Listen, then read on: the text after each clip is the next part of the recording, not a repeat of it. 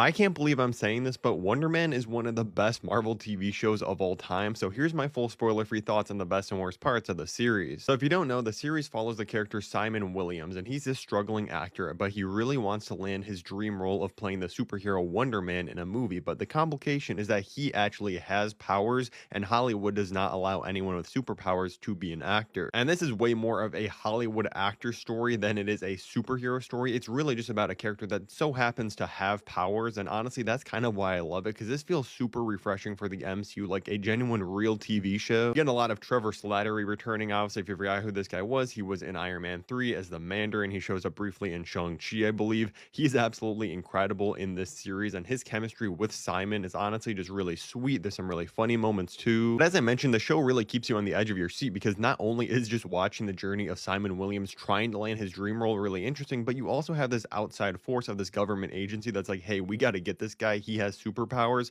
which I think has some big consequences for things going forward in the MCU. I am going to start talking about a little bit more specific things here, but no real big spoilers on any twist or the ending or anything like that. But this show is just incredibly creative. Like in episode 3, there's a moment when Simon is talking to Trevor, and he says, yeah, nobody's going to let a superpowered person in Hollywood again after what happened to this man, the doorman. Then the entire next episode is just this self-contained story about this guy, the doorman, that gets superpowers, starts getting into the world of Hollywood and doing commercials, chasing fame and everything, and his entire backstory. And that shows you why superpowers are not wanted in Hollywood anymore. And this was one of the most interesting things I've seen in the MCU in a very long time. Like a lesser series could have just had a sentence or two explaining what happened to a guy with superpowers in Hollywood in the past and just had left it at that. But no, we get an entire episode explaining it, and it was fascinating. And as I mentioned, this is really more for film and Hollywood lovers. If you're interested in the movies and TV shows about acting, the process of going through auditions, what happens behind the scenes, this is really for you. There's also tons of different film references. You even got people like Joe Pantoliano showing up in this, which I never expected in an MCU project, him just showing up as himself. Bar is so low for superhero TV shows that I have to say this, but it really feels like a true TV show. Like just the episode structure,